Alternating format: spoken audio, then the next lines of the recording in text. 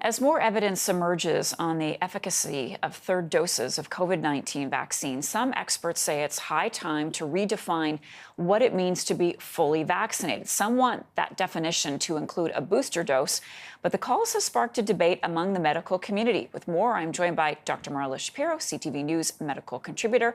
Dr. Marla, good morning. So, how many doses would you consider to make a person fully vaccinated?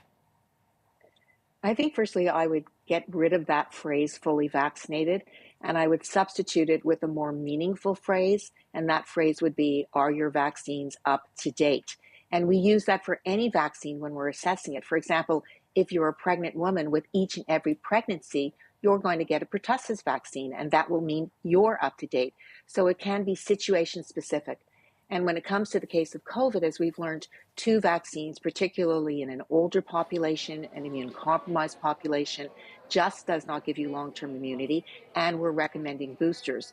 So I think the phrase up to date speaks to the individualization of what we should be recommending, because two shots in that group certainly will not be up to date, or if you will, fully vaccinated. Why are some medical experts calling to make third doses the magic number?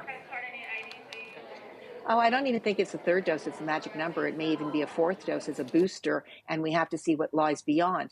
Because remember, when we started with this, we thought that this was going to be a two-dose series. We thought for Pfizer it would be 21 days and Moderna would be 28 days. Then information evolves, and we realized longer intervals between vaccines were better. And then as time went on, we recognized that the two-dose series, particularly in some populations, didn't give you enduring, robust immunity, and a third vaccine was recommended. And then subsequently, a fourth booster has been recommended.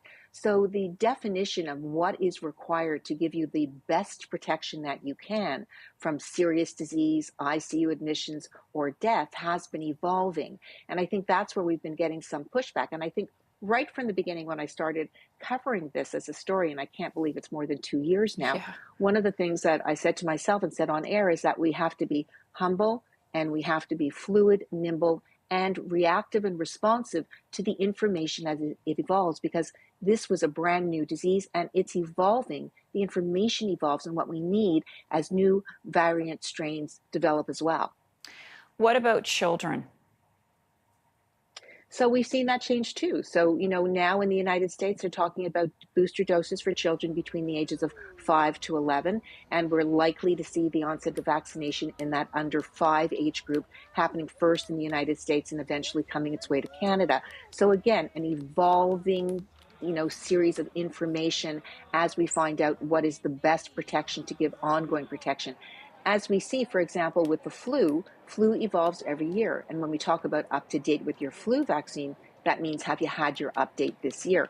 And the same may happen as time evolves with COVID. And I think we have to be open to the changes and not push back to the original thought now over 2 years ago when vaccines first developed that this was going to be a two-dose series and we would be done. That does not seem to be Dr. the Marla, case. thanks so much for that.